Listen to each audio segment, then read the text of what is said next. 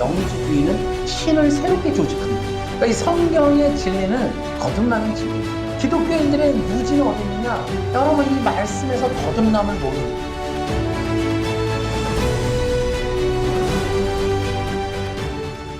세상 사람과 기독교인의 특징은 어떻게 우리가 차이를 볼 수 있을까요? 말씀이 있느냐 없느냐, 이런 차이로 우리가 볼 수가 있어요. 이스라엘과 또 이방인들의 차이가, 이방인들을 상대할 때 이스라엘 사람들이 율법 없는 그런 민족이다, 이렇게 얘기를 하듯이, 우리 기독교인과 또 이 세상 사람, 기독교인이 아닌 사람의 특징은 뭐로 볼 수 있다? 말씀을 가졌느냐 아니냐로 볼 수가 있다. 이것은 어떤 차이가 있느냐? 예를 들어 말씀이 있다는 건 뭐예요? 이게 굉장히 무서운 거예요. 구약에서부터 이스라엘 민족의 특징을 보시면, 이스라엘 민족은 다른 민족이 하지 않은 속죄 제사를 드렸단 말이에요. 이것은 이방 민족, 그 당시 어느 민족에서도 볼 수 없어요. 그럼 이게 뭐냐? 속죄 제사를 드린다는 거는, 생각해 보십시오. 얼마나 6,000년 전에, 그 오래된 세계 전에 이스라엘 민족은 뭐 했다? 죄를 알았다는 거예요. 그러니까 죄라고 하는 것이 인간에게 있어서 죄가 무엇이고, 어떻게 하면 죽고, 어떻게 하면 생명을 얻고, 어떻게 해야 이 나라와 민족이 존재할 수 있느냐에 대한 그 법적인 이러한 통치 개념을 갖고 있었던 게 바로 이스라엘 민족이었다. 말씀이 없다는 건 뭐예요? 바로 이런 게 없는 거예요. 그러니까 무엇이 죄고, 무엇이 생명이고, 무엇이 죽음이냐에 대한 그 개념이 없는 거예요. 이 점은 대단히 중요한 겁니다. 그러니까 말씀이라고 하는 이 진리가 없기 때문에, 뭐 한다고요? 이스라엘 사람들은 이방인들을 짐승이라고 표현하는 거예요. 짐승. 그 말씀, 그러니까 이게 고대 세계, 아주 고대 세계의 십계명이라고 하는 어떤 하나님으로부터 오는 법을 가진 민족이에요. 법. 어떤 신적인 권위를 가진 법을 소유하여 그 법대로 살아가는 민족이 이스라엘 민족이에요. 말씀이 있었던 민족이에요. 그 말씀의 토대는 뭐였냐? 인간이 어떻게 하면 죽고 어떻게 하면 사느냐, 심지어 뭡니까? 어떻게 해야 영생을 얻느냐, 어떻게 해야 영원한 죽음을 가지느냐에 대한 그 진리를 고대 세계의 이스라엘이 갖고 있습니다. 우리 기독교인들이 이제 부끄러워야 될 지점이 바로 이 지점입니다. 그러니까 기독교인인데 뭐 한다고요? 말씀이 없어. 말씀을 몰라. 이게 이제 부끄러운 거예요. 말씀의 무지해. 말씀의 개념을 몰라. 말씀의 필요를 몰라. 이게 이제 비참한 거예요. 아까 얘기했죠. 자, 말씀이라고 하는 게 뭐라고요? 고대 세계에서 창세기 2장 17절로부터 시작하는 하나님의 최초의 창세 에덴 동산서부터 죽음과 생명의 가치를 넣어줬다고, 인간에게. 그러니까 우리가 생각할 때 원시인들 같은 그 고대 세계의 이 히브리인들, 바로 이들이 뭐 했다고요? 죄라는 것을 알았다. 그 말씀이라고 하는 것을 소유했던 거예요. 하나님의 생명의 법을 가졌다는 거예요. 고대 세계에. 근데 기독교인들인데 이 말씀을 갖추지 못했다.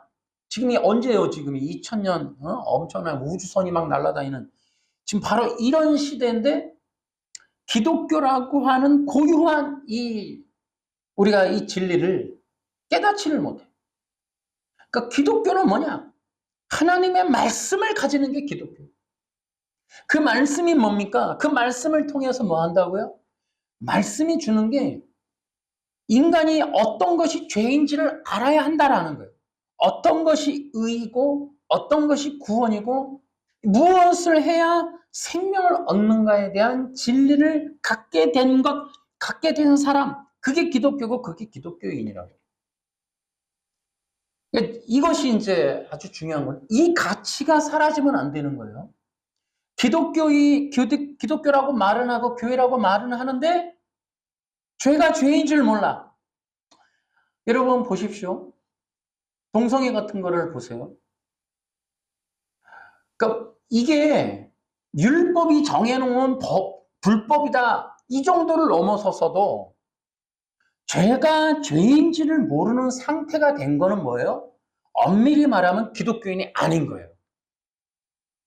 그러니까 아무리 기독교 옷을 입고 있고 가운을 입어도 이 하나님, 이 고대 창세기에서부터 흘러오는 이 고유한 기독교적 가치 속에 있는 말씀이라고 하는 용도, 그 말씀의 진리는 어떤 것이 죄이고 어떻게 하면 죽음에 떨어지고 어떻게 하면 영생을 얻는가 하는 게 창세기 2장서부터 나오는 거란 말이죠. 그 진리를 모르는 거는 뭐예요? 기독교인이 아니라는 거예요.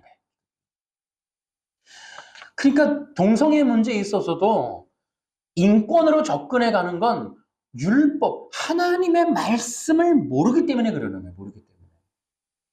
그러니까 이 기독교의 가장 큰 가치는 뭐냐면 그 말씀을 소유하는 거예요. 말씀을 소유하여 사람들에게 무엇이 죄이고 어떻게 하면 죽음에 이르고 어떻게 하면 구원에 이르는지를 알려주는 이 역할이 기독교인 거예요.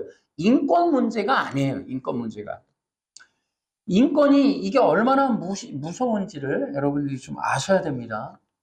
그러니까 인권이라는 이름으로 말씀을 덮으면 안 된다는 거예요. 인권의 이름으로 말씀을 덮는 것이 이 좌파고 공산주의 사상이에요. 그러니까 인권으로 말씀을 덮는 건 기독교가 아니다, 이렇게 보셔야 돼요. 그래서 기독교인들인데 말씀도 모르고 진리도 모르고 또 이 시대적인 철학과 사상도 모르는 건 부끄러운 거예요. 그래서 이것을 모르는 게 부끄러운 거예요. 기독교인인데 말씀도 모르고 말씀의 가치도 모르고 설교하고 있는 설교자가 말씀을 전하지 못하고 말씀에 담겨있는 뜻으로 성도들이나 이 청중들에게 영향력을 주지 못하는 건 이것은 설교자일 수 없다. 설교자는 절대로 해서는 안 되는 게 인권이라는 미명으로 말씀을 가로채면 안 돼요. 말씀을 없애버리면 안 된다. 따라해볼까? 인권이라는 이름으로 말씀을 덮으면 안 된다.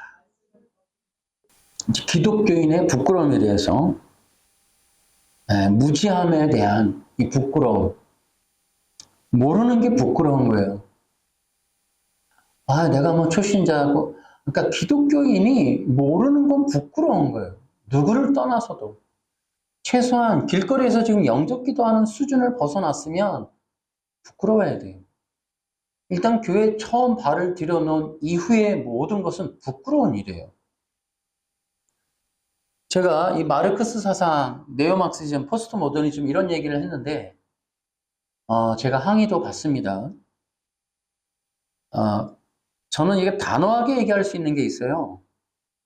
지금 현재 목사님들이, 설교자들이 현재 목회하고 있는 분이 이 마르크스를 이해 못하면 부끄러운 겁니다. 그건 아는 게 없다는 뜻이에요. 무지한 겁니다. 부끄러워해야 돼요. 여러분, 마르크스 얘기를 하고 포스트 모더니즘, 네오마르크시즘 이런 얘기를 하면 목사가 왜 정치를 말하는가 항의를 해요. 그렇게 말하는 것도 부끄러운 거예요. 창피한 줄 알아야 돼요. 정말 창피한 줄. 지금 마르크스 얘기를 하는 거는 정치 얘기를 하는 게 아니라 말씀과 진리와 사상과 철학을 말하는 거예요. 그러니까 마르크스 얘기를 했더니 정치 얘기를 하냐 이렇게 얘기를 하는 건 설교하지 말라는 거랑 똑같은 거예요. 설교는 지금 인권과 그리스도 얘기했잖아요. 이게 얼마나 상극이고 위험한 말인지를 분별하라고 내가 얘기를 했는데 더 심각하게 얘기를 하면은 기독교인인데 좌파에 속해 있으면 부끄러운 겁니다. 제가 뭐 항의 전화를 받기는 합니다만은 사실이니까 하는 얘기예요. 왜냐하면 좌파는 마르크스 사상을 따르는 자들을 일컫는 거란 말이에요. 그러니까 기독교인인데 마르크스 사상을 따르는 건 부끄러운 거예요. 그건 가짜기 때문에. 적어도 모르는 분들이라면 속고 있는 거예요. 그러니까 부끄러워해야죠. 그러니까 내가 기독교인인데 좌파다. 모르겠어요. 일반 성도들이 그렇게 하는 거는 조금 내가 이해할 수 있죠. 그 정도까지는 모를 수 있을런가. 근데 목사님들이, 자, 목사님인데 마르크스를 모른다. 한 번도 본 적이 없다. 들어본 적도 없고, 본 적도 없고, 배워본 적이 없다. 부끄러운 줄 아셔야 돼요. 저한테 항의할 게 아니라 스스로 좀 부끄러워져 좀 하실 줄 알아야 돼요. 인간이라는 게 부끄러움이라는 게 없어. 그러니까 목사님들도 좀 부끄러워할 줄 알아야 된다. 그러니까 이게 항의할 게 아니라니까요. 아니, 마르크스를 모르는 게 왜 부끄럽냐? 부끄러우신 거예요. 그럼 설교하지 마셔야 돼. 그러니까 마르크스를 모를 때는 진짜 이게 부끄러운 거예요. 나도 부끄러워서요. 그전에는. 생각해보면 부끄러운 거예요. 이 마르크스를 모르고 있을 때 내가 지금 그걸 읽고 나서 느낀 게, 아니 이런 것도 모르고 살았나. 진짜 너무 답답했어요. 저 스스로가 너무 답답했어요. 진짜 내가 진짜 하고 싶은 말, 응? 이 진짜 아이고, 이 기독교 신학교가, 이 신학교를 저는 이제 제가 책을 썼지만 이 신학교가 얼마나 심각한 문제가 있는지 진짜 이번에 다시 책을 쓰면서 느끼게 된 거예요. 그러니까 신학교에서 마르크스 사상을 안 가르치는 것 자체가 신학교가 아닌 거예요. 지금 신학교 역할을 못 하는 거예요. 기독교가 정말 모든 교회가 마르크스 사상을 1년에 한 번씩 가르쳐야 돼요. 저는 이거 정말 그 마르크스 사상을 알고, 왜냐면 마르크스라고 하는 사람의 그 주장은 하나님과 교회를 없애버리겠다라고 만든 거예요. 마르크스 사상, 막시즘. 하나님을 없애버리겠다고 만든 게 막시즘이라고요. 그렇기 때문에 제가 이 책, 마르크스와 사탄이라고 하는 이 책을 계속적으로 제가 몇 번이나 제가 추천을 했습니다. 그러니까 제가 이거 순교자의 소리에서 샀는데 인터넷으로 주문해 샀습니다. 여기 보면은 나는 위에서 다스리는 그 존재에게 직접 복수하고 싶다. 이렇게 지금 얘기하고 있습니다. 하나님이라는 개념은 타락한 문명의 핵심이다. 그것은 파괴되어야 한다. 이게 칼 마르크스 얘기예요.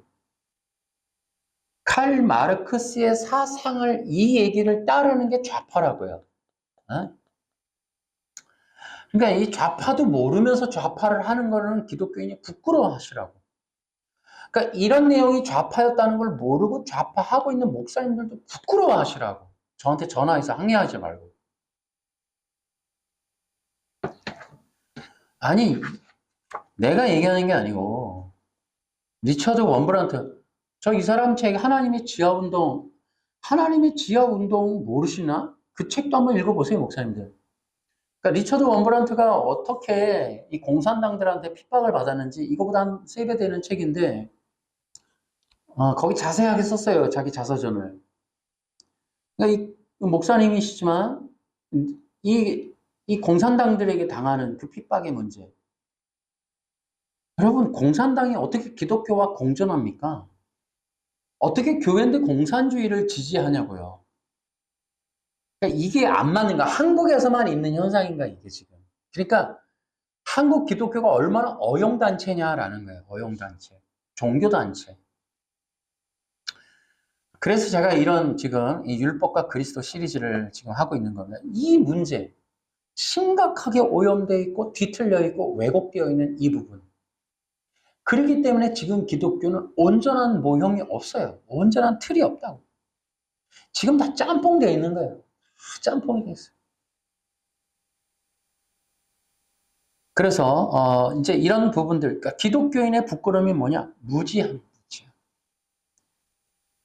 저도 이 사상과 철학을 모를 때가 있었는데 엉터리야, 엉터리.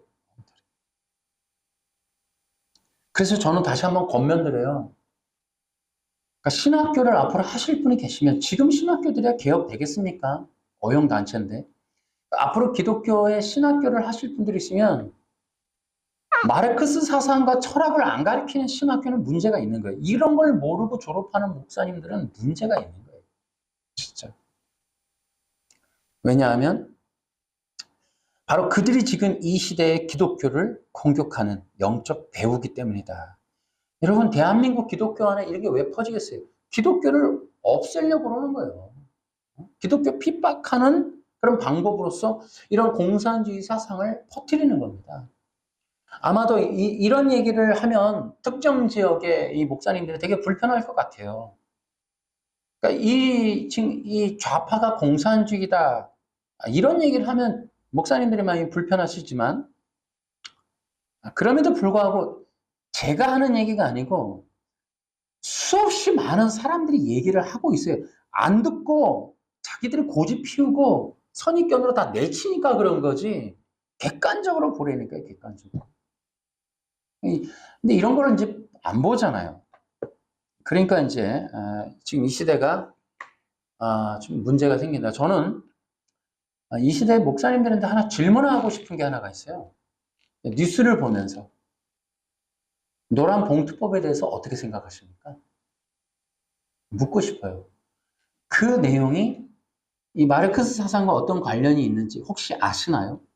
그걸 한번 공부를 해보세요. 저한테 항의하지 마시고. 기독교인의 자랑스러움이 있습니다. 말씀의 말씀. 기독교 신앙의 핵심은 말씀의 진리 위에 서는 거예요. 그러니까 기독교 신앙이 자부심을 느낄 때는 뭐냐면 성경의 진리를 정말 알게 되는 거예요. 여러분, 이 성경은 기독교만 갖고 있어요. 근데 이 성경을 갖고도 이걸 갖고 좌파 사상을 얘기하는 것 자체가 난센스 코미디래, 코미디. 그 성경을 보고 예배도 드리고 기도도 하는데 좌파다. 이게 코미디 하는 거예요, 코미디. 안 맞는 거예요, 안 맞는 거. 이게 어떻게 맞아요? 성경에 이게 오직 하나님이 기록되어 있고 마르크스는 하나님을 없애겠다는 좌파인데 이게 어떻게 공존이 가능합니까? 어? 저는 상식을 얘기하는 거예요, 상식을. 안 맞는다고요, 이게.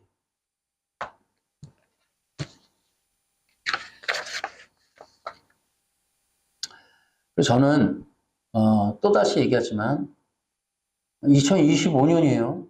제가 볼 때 앞으로 5년 정도의 기간만 남았지 않았나. 올해 이제 WEA 지나고 나면 한국 기독교 폭격당합니다, 진짜. 위험해져요. 그래서 이제 뭐 교회 막 떠나간다 그러잖아요. 뭐 유튜브도 많이 올라오는데 뭐 선동질인 건지 진짜인지 모르겠지만 기독교인이 많이 떠나가는데 뭐 떠나가는 게 사실이지 않을까 싶은데 그래도 남은 사람이 있잖아요. 그 남은 사람들의 신앙은 어떠해야 되느냐? 저는 말씀과 진리 중심해야 된다. 그러니까 기독교는 어떤 현상적이거나 신비적이거나 능력을 갖는 얘기가 아니거든요. 이게 사실은 다 속은 거예요, 다. 다 사기당한 거거든.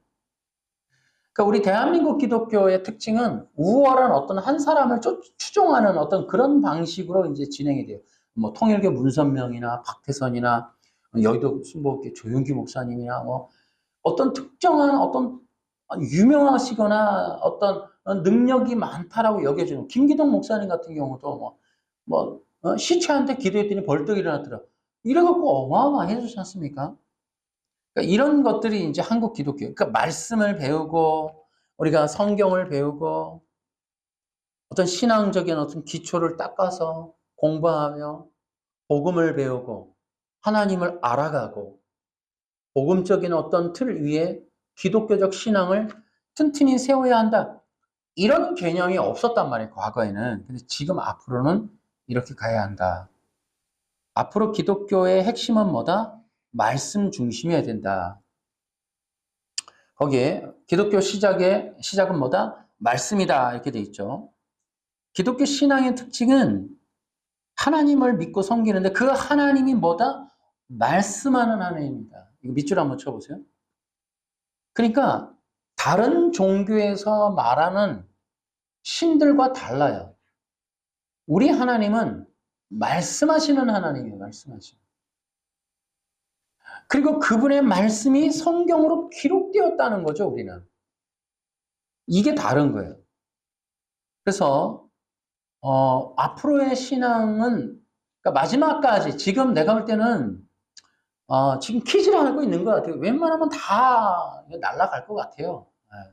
그게 정상이에요. 사실은 이 대한민국 기독교가 좌익 성향으로 80%가 기울었다는 건 기독교의 원래 기독교가 아니라는 뜻이에요. 그렇기 때문에 지금 기독교는 헤쳐놓아야 돼. 지금은 다 부서져야 돼요. 지금 다 부서져야 돼.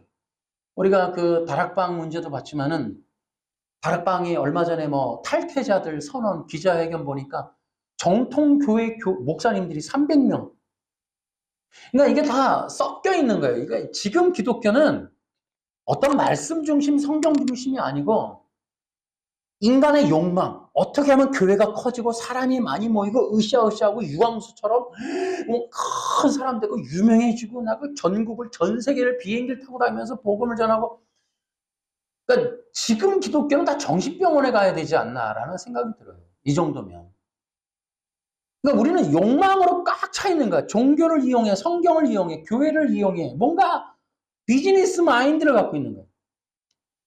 그러니까 이 좌익이 기독교를 덮어도 우리는 다 와 하는 거야. 열광을 하는 거야. 지금 대한민국 기독교는 부셔져도 괜찮아요. 이거는.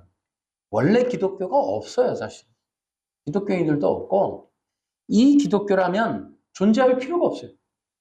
남아있는 것도 전부 율법화되어 있고 전부 외신서 행위언약 따라가 있고 정통은 다 행위언약이고 이상한 건 전부 다 인본이고 또 아니면 극렬한 사람들은 좌익으로 가고 종교 교회를 공동체를 좌익 선동단체를 이용해서 또 어떤 특정 지역, 특정 정당, 특정 인물 뭐 이런 식으로 가고 그러니까 이게 기독교가 한국 기독교는 짬뽕이에요. 짬뽕. 정통 목사님들도 다락방에 들어가서 뭐 거기 가서 또 배우고 신학교도 안 돼. 뭐 보수 신학이 몇 명이나 있어? 전부 그냥 능동순종 아니면 행위언약. 뭐 아니면 또 유방수, 또 신천지 요한계시록 배우러 가고, 또 구원파, 뭐 박옥수한테 가서 배우고. 지금 기독교는 짬뽕이다. 지금 기독교는 기독교라고 말하기 어렵다. 제가 볼 땐 그래. 이건 개인적인 생각이에요. 제가 볼 땐 그래. 물론 뭐 저까지 온전하냐, 뭐 저는 저를 판단하지는 않겠습니다만은 어쨌든 그래요. 어쨌든. 그래서 기독교가 말씀에 세워져야 된다. 이것은 대단히 중요하다. 여러분, 아담이 이제 범죄를 저질러요. 그러니까 아담의 실패가 뭐예요? 말씀에 대한 왜곡 때문이었다고. 그러니까 인간이 죽음에 떨어지는 것도 말씀을 몰라서 그래요. 말씀이 이해가 안 돼서. 또 인간이 이 기독교가 부패해지는 건 창세기에서 또 뭐다? 말씀을 왜곡하면 기독교는 부패하는 거예요. 말씀을 떠나게 되는 거예요. 이게 간단한 원리예요. 창세기서부터 우리가 볼 수 있는 건 뭐예요? 이 성경의 말씀을 벗어나면 죽는다는 거예요. 말씀이 없는 인간은 죽는 거예요. 갈 길을 잃어버리는 거예요. 진리를 모르는 거예요. 구원과 영생 뭐든지 모르는 거예요. 이것이 이제 이 기독교의 부끄러움이기도 하고 정말 이 기독교의 가장 안타까운 점이 뭐냐면 성경을 읽는데 성경을 몰라. 이런 부분이 가장 안타까운 거예요. 그래서 이 말씀과 진리 따라해 볼까요? 기독교는 본질을 회복해야 된다. 제가 거기 써놨는데 죄와 속죄 이게 고대 이스라엘이 갖고 있는 위대함이야. 위대함. 여러분 지금도 우리 인간들이 여러분 제가 그 TV 그 이혼숙녀 캠프 보니까 막 어떤 여자가 막 얘기하는데 서장훈이가 막 그거 잘못된 거 아니냐고 막 아니 그 죄가 아니냐고 얘기를 하는데 모르는 거예요. 이거 죄가 뭐가 잘못됐는지 자체를 모른다는 거예요. 그러니까 현대인들도 지금 그렇게 가는 거예요. 욕구 욕망. 그러니까 이 니체에서부터 전통이 해체되고 교회를 해체하고 꼰대 문화, 교훈, 책망, 훈육 이런 거를 배제시키고 난 이 시대는 진리가 없는 거예요. 죄가 죄인 줄 모르는 거예요. 무엇이 문제? 죄를 지적해주고 가르쳐줄 사람이 없어요. 그 죄라고 이번에 내가 그 아침에도 보니까 그 호주에서 그 국회에서 통과된 법이 동성애를 상담해준 목사를 처벌하는 법이 통과되는 거예요. 너무 웃긴 건 뭐냐면 동성애자가 요청을 해도 상담해 주세요 했는데 해서 상담해도 목사는 처벌돼. 근데 그게 상담을 한 내용이 동성애라는 것만 되어도 목사는 처벌돼. 근데 그 가중법이 뭐냐면 목사가 그러니까 예를 들어 무슨 법이 통과되냐면 여러분 68혁명이 뭐냐면 68혁명의 구호가 뭐예요? 이거 뭐 아시는 분이 계시는가 몰라. 이 프랑스에서 있었던 68혁명 그러니까 작년에 있었던 올림픽 그 드래그퀸 행진을 만들어낸 그 원래 원형 시작점 68혁명 그 68혁명의 구호가 뭐냐면 금지하는 모든 걸 금지하라. 그러니까 성경에서 하나님이 말씀하는 그 말씀이 금지하는 금지를 불법으로 만들어라. 그러니까 성경에서 말하는 성경이 진리라고 하고 성경이 죄라고 규정하는 모든 규정을 죄라고 해라. 호주가 어저께 그 내가 뉴스에 그게 나오는 거예요. 그게 뭐냐면 동성애를 죄라고 말하는 그것을 처벌하라야. 또 하나가 뭐냐면 동성애를 치료해야 된다라고 하는 말을 한 사람을 처벌하라야. 그게 호주에서 국회에서 본 거야. 이게 아침에 내가 그 유튜브에서 봤는데 너무 기가 막힌 거예요. 68혁명이 떠오르는 거야.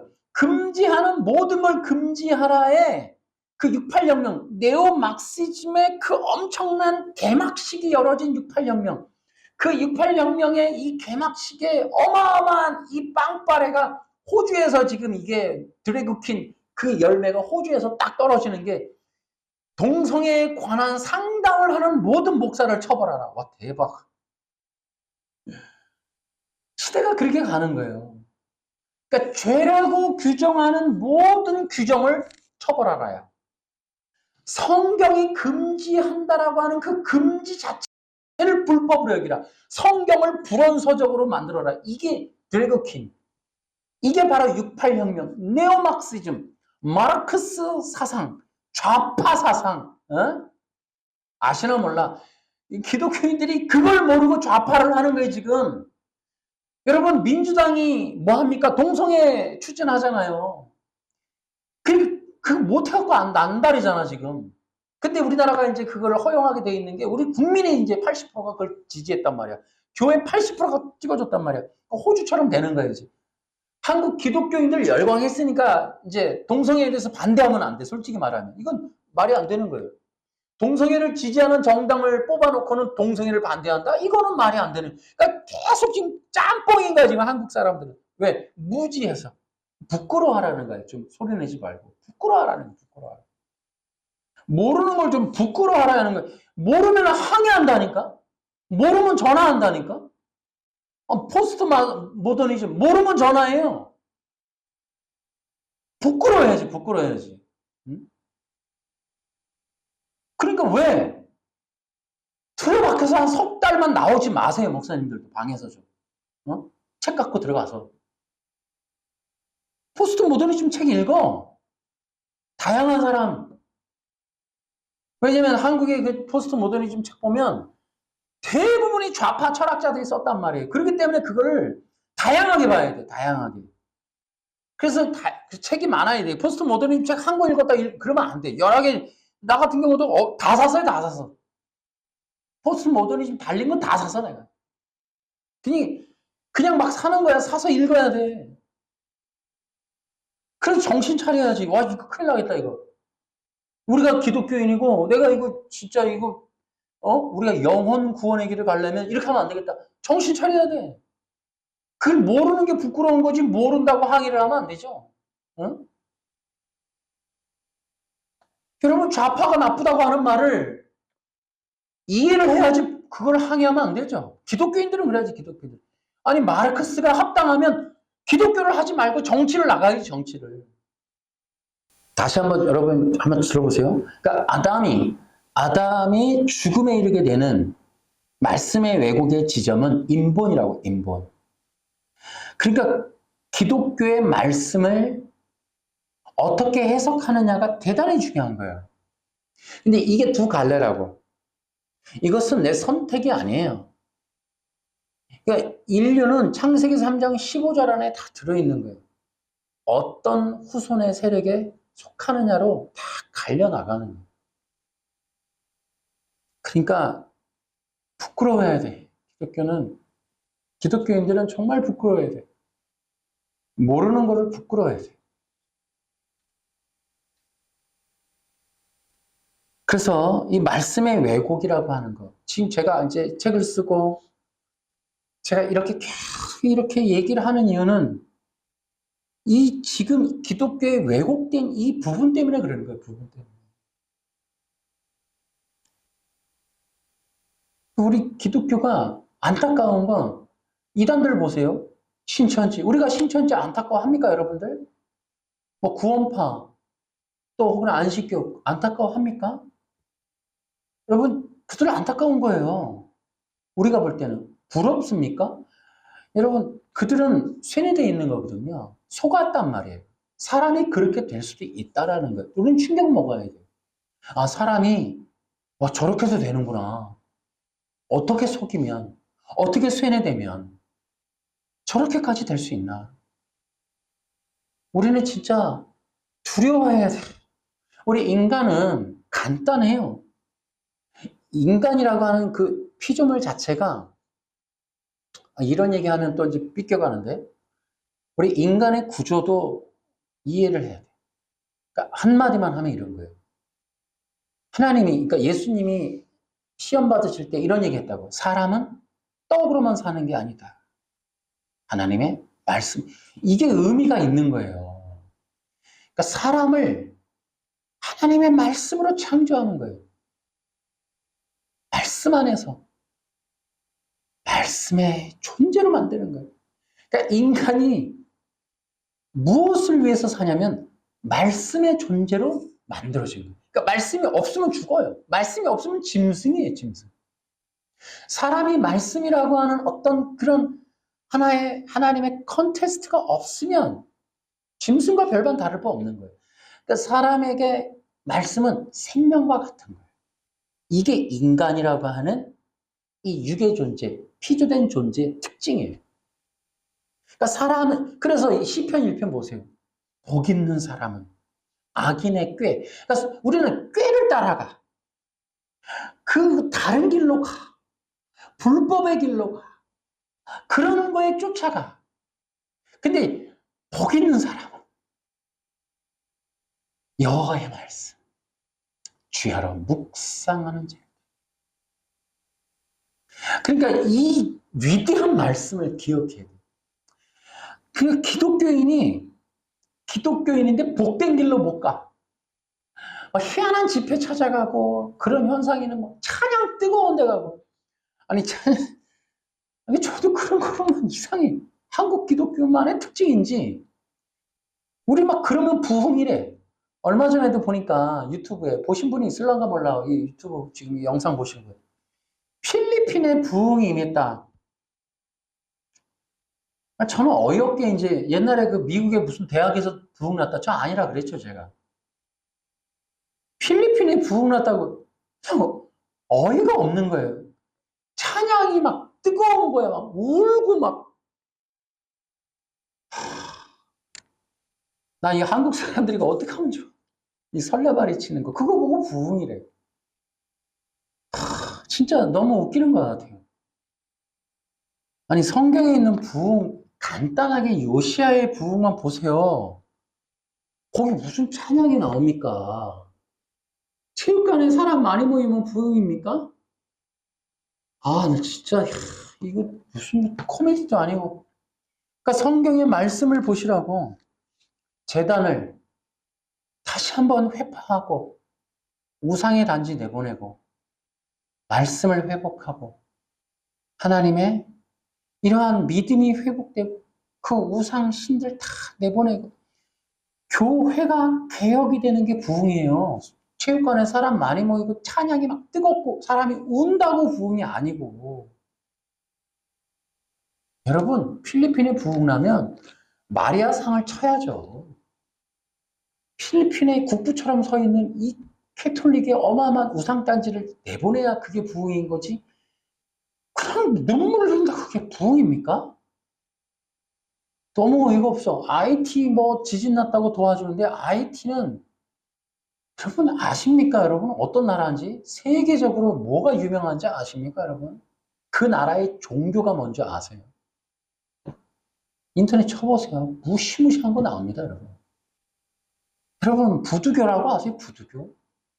응? 시체가 우상단지가 되는. 여러분 IT 거기 뭐 선교센터를 짓고 돈 보내고 막 지진 났다. 무시무시한 나라입니다 IT. 그러니까 우리가 너무 어이가 없어. 너무 어이가 없어. 이게 툭하면 뭐 부흥이다. 미국의 대학에서 대학생들이 뭐 그때 막 중계 방송하고 막 부흥에 뭐 우리 총신대 무슨 설교학 교수가 막 유튜브 방송을 해서 여러분 제가 여기 지금 부흥의 현장에 와 있습니다. 나 그거 보고 웃겼다니까요. 아니 이분들은 도대체 뭐 성경을 본 거야 안 본 거야? 설교학 교수라며 성경도 안 봤나? 아니 애들이 운다고 부흥이냐고. 여러분 초대교회 부흥 보셨어요? 사도 바울 죽었어요. 부흥인데 죽었다니까? 예수님은 죽으셨어요. 사도들 어떻게 당했어요? 여러분 그게 부흥인 거예요. 율법의 종교가 장악한 시대에 성경을 탁 들고 도끼 들고 서 있는 사람들 앞에서 예수가 메시아야. 이게 부흥이죠. 사람들이 그 운다고 부흥이 아니고 예수, 그리스도. 예수가 그리스도입니다. 여러분 이게 부흥인 거예요. 성경에 그렇게 나온다니까요. 그리스도의 비밀을 말하게 하라. 목숨을 걸고 초대교회 당시에 모두가 다 율법을 지키고 있었던 시대에 율법은 모형입니다. 그리스도의 모형입니다. 그런데 그 그리스도가 예수님입니다. 돌로 팍 치고 죽는 거예요. 그게 부흥이거든요. 필리핀에 그런 일이 있었어요. 예수가 그리스도라는 성경적 복음의 신앙 고백이 터져 나오냐고 사람들한테. 아니 미국 대학에서 눈물은 있는데 무슨 신앙 고백이 있었다는 얘기 들어본 적이 없어요. 성경에 있는 것만 하자니까요.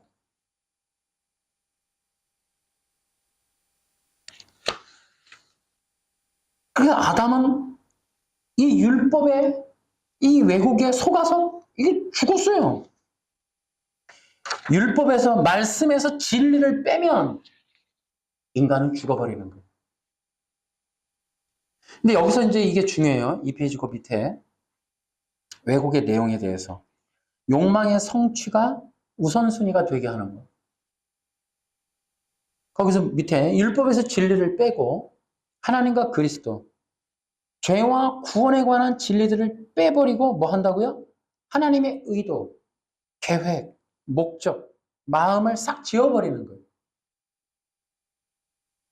하나님을 오해하게 하고 하나님의 계획을 없애고 이게 사탄이가 하는 일이에요. 거기 보면은 여러분 창세기 선악과 먹었다만 보지 마시고 그 문맥을 보세요. 그게 어떤 것을 한 건가. 하나님의 여러분 선악과를 하나님이 왜 줘요? 여러분 불신자들 지금 나가보세요. 괜히 선악과를 나갔고 말이야. 타락하게 하고. 뭐 하나님이 뭐 아담 타락할 줄 알았다는 거 아니야. 여러분 선악과를 통한 오해가 얼마나 세상 속에 많습니까? 일반인도 알아요. 일반인도. 우리는 오해를 풀어드려야죠. 여러분 선악과를 주신 이유가 뭐예요? 하나님이 선하신 분이잖아요. 구원을 주려고 주신 거예요. 하나님의 의도는 구원이라고. 저주가 아니라 말이에요. 하나님의 목적은 선하신 거예요. 하나님의 계획은 구원이라고. 이렇게 말씀을 드려볼까요? 성경을 안다는 것, 말씀을 이해한다는 건 하나님의 마음을 아는 거예요.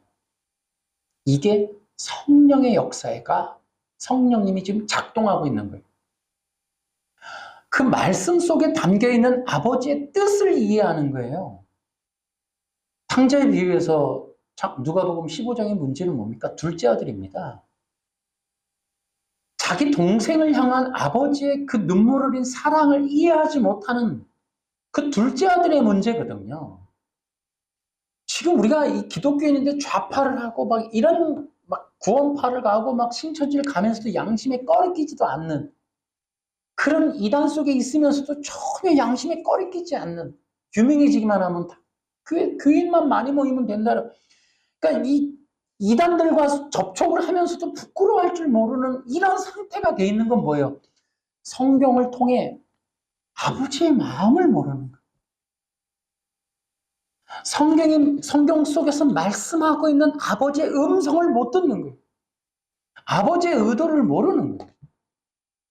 이거는 성령님이 작동하지 않는 거예요. 죽어있다는 뜻이에요. 그러므로 이렇게 말씀을 드려볼까요? 여러분, 성경을 통해 아버지의 마음을 들으시길 바랍니다. 여러분, 성경을 읽어보세요. 선악과가 형벌입니까? 저주입니까? 방해물입니까? 하나님이 장난한 겁니까? 구원을 주시기 위함이잖아요. 근데 사탄은 뭐예요? 너 그거 먹고 하나님처럼 될 수 있는데 너 그렇게 되는 거 하나님이 싫어해서 못 먹게 하는 거야. 사탄은 그거 받는다니까요. 사탄이 하는 일이 뭐예요? 하나님의 마음, 의도, 은혜, 사랑, 계획을 전부 오해로 바꿔버리는 거야. 오해. 이게 사탄의 역사예요. 그럼 어떻게 해요? 공격하는 거예요, 하나님을. 맞아. 내가 저거 먹으면 하나님처럼 될까봐 못 먹겠네? 야, 이럴 수가 있나? 하나님 저 나쁜 분이시네? 그래서 영지주의는 신을 새롭게 조직합니다. 이게 우리가 말하는 창조의 하나님, 그분은 악한 신. 그래서 뭐예요? 이 마르스요는 뭐라 그래요? 구약의 하나님은 나쁜 하나님이다. 율법을 준 하나님은 나쁜 하나님이야. 그러니 우리는 선한 하나님을 만나야 돼. 그 선한 하나님이 구약의 율법 위에 계신 하나님인데 이 악한 하나님이 그 하나님을 가로막고 있어서 우리가 못 만난 거야. 데미우르고스라고 해. 왜? 이분이 우리한테 좋은 지식을 주었기 때문이야. 데미우르고스. 그러니까 우리에게 선한 분은 누구냐면 내가 하나님처럼 될 수 있는 비법을 알려주는 신이 좋은 신이야. 이게 인본주의의 기본적 틀이에요. 그러니까 사람들이 좋은 교회, 좋은 목사님, 은혜 있는 설교는 뭐예요? 나에게 위로가 되는 거, 나에게 접촉되는 거, 내게 어떻게 하면 방법, 어떻게 하면 원리, 부흥이 되고, 자식이 잘 되고, 대학을 가게 되고, 취직을 잘하고, 어떤 비법, 세 가지의 비법, 잠재력과 이 내재적인 어떤 이 우리의 가능성을 충동질해서 그래, 나 될 수 있어, 할 수 있다, 하면 된다, 그래. 나도 가능하구나. 나도 정말 하나님의 자녀야. 나도 정말 이 귀한 자야. 그래, 내가 정말 이렇게 자꾸 자신을 지켜 세워서 자신의 어떤 자아를 부추기게 만드는 이런 행동적인 결과를 만들어내는 종교를, 이걸 인본주의라고 하는 거예요. 이게 사탄이가 만들어 놓은 거거든, 틀을. 결국은 그래. 더 좋은 신은, 더 좋은 목회, 더 좋은 교회는 나에게 도움이 되어야 해. 실리적이고 실질적이어야 돼. 내게 설교라고 하는 건 내가 살아가는 어떤 데 적용 가능한 설교가 좋은 설교야. 내게 중요한 것은 내가 이 위기를 돌파하도록 가르쳐주는 원리들이야. 요런 것들, 요런 게 바로 데미우르고스, 영지주의가 만든 인본주의 기독교라고요, 이게. 이게 인본적인 설교의 바탕이 되는 거라고, 바탕이 되는 거. 이게 영지주의 애들이 말하는 거거든요. 이 영지주의가 독일로 넘어가서 거기서 이제 이게 싹을 트는 거야, 이게. 그러니까 이러한 사탄이가 만든 이 거짓된 이런 조작 기술. 그러니까는 인본에는 뭐가 빠져요? 하나님의 의도나 구원이나 죄나 영생이나 천국이나 형이상학이 빠져나가 버려요. 인본에서는 여기 이 땅에서 나, 그리고 우리 가족, 우리 가정, 우리 내 새끼, 나의 행복, 나의 건강. 삼육대학을 가시라니까? 안식교를 가시라니까? 기독교를 하지 말고 그냥 안식교를 가면 딱 맞아. 인본주의. 거기야말로 육체영생 지상낙원이라 음식 그거 때문에 또 가요. 사람들이 그거 들으러. 그러니까 계속적으로 기독교는 뭐예요? 순교밖에. 여러분 순교 나온다니까 순교. 음식과 여기서 100세 시대 이런 게 아니고 순교야 순교. 예수님도 30세. 그러니까 제자들과 옛 사람들은 여기 땅에 육체에 관심이 없어. 복음 전하다 가는 거예요. 신기해. 하여튼 우리 주변에 있는 기독교가 너무 신기해. 너무나 성경과 다른 게 너무나 버젓이 잘 돼. 너무나 신기해요 이게. 성경이 없어도 성경과 관련이 없어도 기독교 종교만 해도 너무나 잘 돼. 많은 인기를 끌어. 참 희한한 거예요.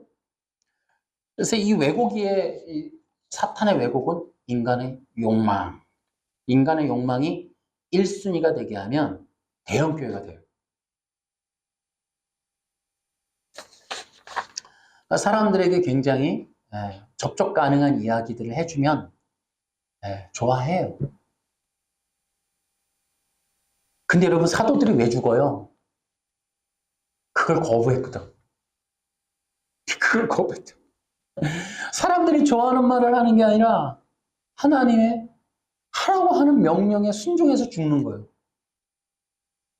그게 목적이 달라서요, 목적이. 자, 또 제3장 미혹의 사람 니고데모로 가봅시다. 저는 성경에서 가장 어리석은 사람이 니고데모다 이렇게 보는 거예요. 아까도 제가 말씀을 드렸는데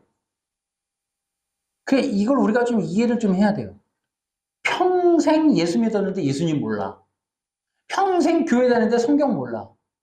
평생 교회 헌신했는데 성경 못 받아. 평생 30년을 교회 다녔는데 복음이 뭔지 구원받는 게 뭔지를 몰라. 이게 니고데모거든요. 그러니까 니고데모는 이러한 사람의 상징적인 인물이에요. 그러니까 평생 이 사람의 직분이 뭐예요? 유대 선생이었다니까. 그러니까 유대 중에 선생 중에 선생이요. 그래서 3, 4장을 요한복음 3장은 니고데모, 4장은 수가성 여인. 그러니까 상극을 놓은 거예요. 유대 율법의 최고봉인 그러한 이 니고데모와 유대 율법과 전혀 관련이 없어도 이방 여인. 그리고 그들의 기다림이 달랐다는 거예요. 신앙이. 바로 이 율법과 접촉되지 않았던 이 한 여인이 자기 조상 야곱으로부터 오는 복음의 소식을 듣고 있었는데 그게 메시아 사상인 거예요. 이게 이제 3, 4장에 굉장히 중요한 이슈란 말이에요. 그렇게 엮어놓은 거예요. 그게 요한이가 성경을 쓸 때 그걸 고의적으로 그렇게 의도적으로 매칭을 해놓은 겁니다. 그게. 그러니까 그렇게 율법, 그 당시 종교의 어떤 틀을 보여주는 거예요. 그래서 유대 율법 종교 최고봉을 니고데모로 보는 거예요. 요한이가 그렇게 기록한 거예요. 근데 니고데모가 몰랐다는 것이 이제 어이없는 상황이 되는 거예요. 뭐를? 거듭남을 모르는 거예요. 그러니까 하나님의 말씀이 뭐냐? 거듭남이라는 이 진리를 몰랐다는 거예요. 이거는 대단히 중요한 거예요. 현재 우리 기독교에게 주는 메시지가 너무 큰 거예요. 우리 기독교인인데 거듭남을 모르면 진짜 이거 비참한 거예요. 그러니까 이 성경의 진리는 거듭남의 진리인 거예요. 그러니까 아버지의 의도는 거듭나게 하는 원리를 주신 거예요. 거듭나는 복음의 내용을 우리에게 주신 거예요. 그러니까 이 말씀이 우리를 새 생명으로 바꿔주기 위해서 기록해 놓은 거예요. 선악과부터 마찬가지예요. 근데 유대 율법에 능통했다고 하는 유대인들이 거듭남을 모르는 거예요. 이걸 다 암송을 하고 신천지 요한계시록을 암송을 하는데 성령을 못 받잖아요, 그 사람들은. 그러니까 이 유대 율법을 모세오경을 달달달 외우는데 거듭남을 몰라요. 어? 이거는 성경이잖아요. 우리에게 주는 메시지가 있다니까요. 요한이가 이 90세에 뭐 하려고 이걸 썼겠어요. 우리에게 주는 메시지가 있는 거예요, 이게. 그러니까 이 기독교 생활, 기독교인들의 무지는 어디 있느냐? 여러분 이 말씀에서 거듭남을 모르는 거예요. 아까 얘기했죠. 그러니까 우리는 끝없이 설교를 하는데 계속 인본만 얘기해요. 인본. 꿈꾸는 자가 오는도다. 이런 얘기만 하는 거예요. 그러니까 성도들을 억울해해야 돼요. 이거 솔직히 이거 평신도들 아시는 분이 계셨나? 그러니까 성도들 중에서도 모르잖아요, 우리는. 근데 어떤 성도가 읽으면서 이 니고데모를 보고 충격을 먹을 수 있는 거거든요. 율법이 거듭남의 진리였어? 근데 왜 이 얘기 안 해주지? 이런 성도가 주변에 있으면 그 사람은 정말 부흥의 불꽃이 될 수가 있어요. 정말 그 사람은 좀 한번 불을 붙여봐야 돼. 그런 사람은 특별한 사람이에요. 성경을 읽다가 진짜 충격을 스스로 이거 뭐지? 율법이 거듭남의 진리라고? 여기에 한 번쯤 목사님들은 부딪힐 가능성이 거의 없기 때문에 그러니까 일반 성도님들 중에 왜냐하면 신학을 했으면 이거 못 보게 돼 있어요. 당연히. 율법은 행위언약이기 때문에. 그러니까 신학이라는 게 사람의 눈을 가리는 거거든요. 성경을 성경대로 못 보게 만드는 게 신학이란 말이에요. 그러니까 신학교를 들어가면 안 돼, 지금은. 지금은 가면 안 된다고. 지금 신학교 가면 행위언약 능동순종 배우고 나오기 때문에 안 된다고. 지금은 바로 대적이 돼버려요, 대적. 율법주의자로 서버린다니까? 예수님 필요 없는 기독교인 돼서 나와버려요. 그래서 안 된단 말이에요. 그러니까 지금 현대신학을 경계해야 돼요. 현대신학은 접하면 안 돼요. 제가 양심적으로 얘기하는 거야. 정말 성도님들 신학을 경계하셔요. 그러니까 신학과 접촉하면 안 돼요. 신학자는 무조건 띄어내야 돼요. 신학하신 분은 무조건 경계하세요. 특히 장로교 신학, 개혁신학 이러면 이 행위언약 능동수용을 갖고 있는 자는 무조건 여러분들은 경계하셔야 돼요. 이건 제가 양심적으로 얘기하는 거예요. 양심적으로. 저는 지금의 이 공부를 하면서 느끼는 게 신학이 위험하구나. 제가 지난주도 얘기했지만 부흥과 개혁사 책은 절대 읽으면 안 되는구나. 이게 지금 신학교를 제가 나온 지가 30년이 넘었어요. 제가 계속 공부하면서 이제 제가 말할 수 있는 거예요. 죄송한 얘기지만 저도 신학교 나온 사람이 30년 전에 나왔지만 안 되는 거야. 안 돼. 지금은 안 돼. 지금은 하면 안 돼. 지금 이거 올해 10월달 지나고 나면 보시라니까요. 이제 외신서가 이제 모든 교회에 이제 철통 방어가 될 거라고 했어요. 그래서 이 율법 해석이 너무나 중요하다. 그러니까 이 니고데모처럼 무지하게 될 거냐? 아니면 영적인 영의 말씀으로 받아서 영적 생명을 얻는 복음으로 받을 것이냐? 와, 이건 정말 이걸 어떻게 여러분 지금 말한 걸 이해하겠냐는 거예요. 그래서 내가 이걸 계속 반복하는 게 과연 이해를 하겠냐는 거예요. 이 얘기를. 그러니까 이 설교 기독교인 내가 일반 성도들도 마찬가지예요. 계속 이게 머리로 듣는다고 머리로. 그러니까 기름 부음의 길이 안 나. 기름 부음의 길이. 스톱. 아우. 끝내자. 뭐 더 많이 한들 의미가 있나 이게. 우리 집사님은 하나 건지셨어. 말씀으로 하나님의 마음을 읽어라. 그렇게 하면 되는 거예요. 그거 하나만 계속 생각하셔도 시편 1편을 다시 보시라고 하셔서 이게 거짓말이 아닌 이상 그게 진리라면 그게 맞는 말이라면 사실대로 이루어져야 되는 거예요. 나 이런 거에 내가 어릴 때부터 내가 승부 걸었거든. 하나님 진짜 이 말씀이 사실이라면 사실대로 하시라고 내가. 내가 성경 진짜 읽으면서 늘 이게 진짜 사실이라면 하시라고. 이게 맞는 말이라면 나 이러면서 성경 읽을 때 이게 진짜라면 나 계속. 그래서 내가 목사님이 나를 불편해했다고. 아니 내가 부목사 할 때도 나는 그게 의문을 가졌어. 늘. 아니 아니지 않냐. 그 본문에서 왜 그 얘기가 나오냐. 십자가 얘기를 하는데 왜 딴 얘기하냐. 나는 그래서 나를 불편해했어 목사님. 그래서 5년 딱 됐는데 나 나가라 그러더라고. 그러니까 나는 아니면 아닌 거예요. 성경에 그렇게 써있으면 그렇게 하면 되지. 복 있는 자는 승부 걸어야지. 승부 걸어야지. 복 있는 자는 해놨잖아. 묵상이라며. 그럼 하면 되지. 그런데 복이 없다? 하나님 책임져야지. 하나님 책임질 일이지 내 책임이 아니지. 그 하나님의 역사하셔야지. 성경대로 이루실 거 아니야? 약속대로 이루셔야지. 하시면 하셔야지. 율법 해석에 충돌이 있습니다. 제4장 율법 해석의 충돌. 그러니까 저는 난센스가 이겁니다. 여러분 지금 우리가 웨스트민스터 신앙고백서를 지금 많이들 알잖아요. 이거 1647년에 만들었거든요. 근데 이게 어디서 만드냐면 영국 성공에 그 사람들이 주도적으로 만들어요. 국교가 영국 국회에서 아예 논의를 해요, 이거를. 그래서 이걸 만드는데 여러분 1647년 지난 200년 후에 웨스트민스터 신앙고백서 발간 200주년을 기념해서 만드는 게 뭐냐면 WEA예요. 세계 복음주의 연맹. 다시 말하면 웨스트민스터 신앙고백서를 쓰는 교회들의 연합 모임이 WEA예요. 그러니까 지금 합동 측에서 이거를 하려고 하는 이유가 웨스트민스터 신앙고백서잖냐 이것 때문에 지금 이게 하고 있는 거거든요. 그러니까 쉽게 얘기하면 WEA 행사는 웨스트민스터 신앙고백서를 전 세계에 퍼뜨리겠다는 바벨 종교 통합 전략 문서입니다, 이게. 그러니까 웨스트민스터 신앙고백서는 율법주의가 주도적으로 만들어서 전 세계 다시 한번 제2의 바벨탑을 짓겠다는 바벨 종교 통합 전략 문서란 말이에요, 이게. 그게 우리나라에서 열린다고, 10월 달에. 그러니까 200년, 웨스트민스터 신앙 고백서 발간 200주년 기념해서 만드는 게 바로 WEA. 그런데요, 영국교회, 여러분 유튜브 지금 최근에 나온 거 보셨어요? 영국교회 어떻게 되는지? 술집으로 팔리다 못해 지금은 다 모슬렘 교회로 다 바뀌었고, 심지어는 이제는 사는 사람조차 없어갖고 텅텅 비고 거미줄만 쳐져 있어. 그러니까 영국교회, 웨스트민스터 신앙고백서를 만들고 청교도가 있었던 그 나라의 기독교가 초토화됐습니다. 지금.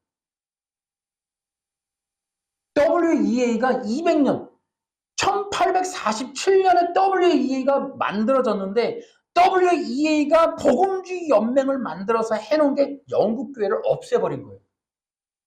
한국교회에서 이거 열린다? 저는요, 웨스트민스터 신앙고백서가 바벨탑 통합 종교 전략 문서라고 저는 보는 사람이에요. 위험천만한 행위 언약, 능동순종, 바로 이것은 전 세계 기독교를 율법주의로 통합시키겠다는, 십계명 아래 통합시키겠다는 이런 전략 문서다. 그거에 의해서 첫 번째 시행된 게 독일하고 영국이에요. 이 영국 기독교가 초토화됐습니다. 웨스트민스터 신앙고백서를 1847년에 만들었는데 그 시대부터 기독교가 몰락을 합니다. 여러분 1800년대 영국 웨일즈 부흥의 역사, 여러분 김남준 목사님이 써놓은 책을 보세요. 영국의 부흥의 역사 1800년이 있었다고. 근데 그 불을 끈 게 바로 WEA입니다. 여러분. 초토화됩니다. 그 이후로 바로 영국교회가 몰락의 길을 걸어가는 거예요. 여러분 웃기지 않아요? 웨스트민스터 신앙고백서를 만들고 그랬으면 더 잘 돼야 되잖아요. 우리도 좀 하고 있는데. 청교도 국가 아닙니까? 순수 신앙을 지킨다는 퓨리탄들 아닙니까? 깔끔하다, 깨끗하다. 뭐가 깨끗한지 모르겠지만 그 퓨리탄들의 기독교의 본고향 영국이 없어졌다고요? 모슬렘으로 바뀐다? 넌센스라고. 이거 살펴볼 필요 있는 거예요. 교회사 목사님들 다 잠자고 계셔갖고 이런 거 모르는데 위험천만한 일입니다. 여러분 한국교회 WEA 열리는 거 모르겠어요. 저는 하여튼 한국교회가 영국교회를 따라가는 바로 그 시간이 바로 이 올해가 될 것이다. 앞으로 5년 후 2030년대까지 한국교회는 5년 안에 급속도로 몰락하게 될 것이다. 저는 그렇게 봅니다. 그러니까 율법 해석을 행위 언약으로 만들어서 세계화한 영국교회를 좀 따라가고 있는 지금 한국교회다. 이 외신서를 만든 영국이 바로 교회가 몰락을 하게 된다. 한국교회가 진짜 이 정말 성경보다 더 추앙하고 있는 웨스트민스터 신앙고백서. 한국만큼 이거 좋아할까? 어느 나라가 이걸 좋아할까요? 저는 진짜 한국만큼 웨스트민스터 신앙고백서 좋아하는 나라 없을 거라고 그러는데 이런 나라에 WEA가 오는 건 당연하겠죠? 그만큼 망할 것이다. 그럼 마지막 사탄의 요충지가 전 대한민국이라고 보고 이 대한민국 교회의 몰락은 가속화될 것이다. 저는 그렇게 예상합니다. 그래서 이것은 다 뭐예요? 율법을 어떻게 해석하느냐에서 충돌이 나고 있는 것이다. 제가 그래서 율법 해석의 충돌이라고 제가 그거 써놨는데요. 첫 번째는 예수님의 율법 해석입니다. 예수님의 율법 해석은 그리스도예요, 그리스도. 누가복음 24장 44절, 요한복음 5장 46절, 39절. 또 사도들의 율법 해석이 뭐예요? 사도들은 다르죠. 그리스도가 아니라 뭐예요? 예수님이 그리스도다, 이 얘기를 하는 거예요. 현대신학의 율법 해석은 뭐예요? 행위언약, 능동순종, 도덕법. 다르단 말이에요. 이해하시겠습니까, 여러분? 다른 겁니다, 다른 거. 아예 달라요. 종교가 다릅니다. 여러분, 지금 기독교가 성경에 있는 복음과 현대신학의 그 말하는 신학계의 요지 교리는 달라요. 행위언약과 능동순종은 성경의 내용과 완전 정반대입니다, 여러분. 지금 이러한 성경의 복음을 떠난 교리를 한국의 완전한 기독교라고 인식시키는 풀장착이 10월 달에 열리는 거예요. 전 세계 기독교의 율법화를 만들어 놓은 것이 바로 율법 해석인데, 앞으로 저는 이렇게 생각합니다. 전 세계 기독교는 삼육대학에서 통합대회를 할 것이다. 안식교, 몰몬교, 여화증인, 그리고 성공회, 카톨릭, 이슬람, 불교가 똑같은 원리를 얘기해요. 전 세계 기독교, 미국의 3대 이단, 안식교, 몰몬교, 여화증인 뿐만 아니라 영국의 성공회, 그리고 로마 카톨릭, 그 다음에 이슬람, 그 다음에 불교. 이 종교들은 하나의 원리로 똑같습니다, 여러분. 인간의 희성, 인간의 힘과 능력, 율법을 지켜서 얻는 의, 육체 영생, 바로 이런 것들이 바로 바벨 종교. 여기서 모든 종교는 제가 볼 때 삼육대학에서 통합대회 하면 됩니다. 똑같아져요. 지금 능동순종이요. 능동순종 교리책 읽으면 안식교 책이랑 똑같아요. 다를 거 하나 없어요. 하나만 달라요. 안식일을 어떻게 지키냐에 대한 차이만 달라요. 그들이 이 능동순종은 똑같아요. 십계명 지키자는 건 똑같은데 안식교를 그러면 어떻게 지킬까? 이렇게 얘기를 해요. 그래서 지금 개혁신학이 만들어 놓은 대안이 뭐냐면 토요일도 예배드리고 주일도 예배드리자예요. 이런 개념이에요. 제가 볼 때 전 세계 기독교 통합운동은 삼육대학에서 하면 딱 맞아요. 네, 그게 지금 기독교가 가고 있는 길이다. 그래서 어떻게 된다? 전 세계 기독교를 통합하면 어떻게 돼요? 구원의 문이 막히는 거예요. 구원의 문이 닫히는 거예요. 더 깊은 얘기는 또 다음에 또 합시다만은, 우리가 이런 율법화의 문제는 좀 기억해야 된다. 그래서 뭐가 중요해요? 이 율법 해석이 너무 중요하다. 이 율법 해석으로 이미 제가 그 율법 해석의 충돌에서도 이미 말씀드렸듯이 복음적인 기독교는 소수화되어 있다. 이건 큰일이다. 지금은 바른 복음을 찾는 게 오히려 더 어려운 상황이 됩니다. 앞으로 유튜브가 이제 금지가 되고 이제 라디오 방송이라든지 모수 부호만 남게 되면 말 그대로 이 선지서에서 구약에서 예언한 대로 말씀의 기근이 오는 거예요. 말씀의 기근. 진짜로. 우리 지금이 아니고 앞으로 위험천만한 시대가 올 것이다. 저는 분명히 이렇게 예상합니다. 진짜 하나님의 말씀, 성경에 이 있는 내용이 뭐냐? 이것 때문에 헷갈리는 1세기 당시로 돌아가는 거예요. 아무도 찾지 못하는 율법화의 시대에 정말 희한한 이 괴물단지, 이 사도 바울을 비롯한 이 공동체, 이들 때문에 정말 이 희한한 성경이 지금까지 전달되어지는 이 비밀 문서가 살아남아서 우리에게까지 와서 정말 사탄의 마지막 작업이 실패를 돌아가는 바람에 이 모양 이 꼴 된 거죠. 사탄이 볼 때는. 그 율법이 그리스도라고 하는 이 말 한마디, 이게 결국 기독교를 지금 세워놨는데, 지금 기독교는 이거를 다시 덮고 있는 거예요. 율법은 그리스도라는 이 말을 덮는 거죠. 아니라는 거예요. 아니. 내가 이제 웨스트민스터 행위언약 능동순종 비판하면 이제 전화 엄청 오잖아. 댓글도 엄청, 옛날 댓글 다 이제 내가 닫아버렸지만 지금 댓글 열어놨으면 아마 엄청날 거야.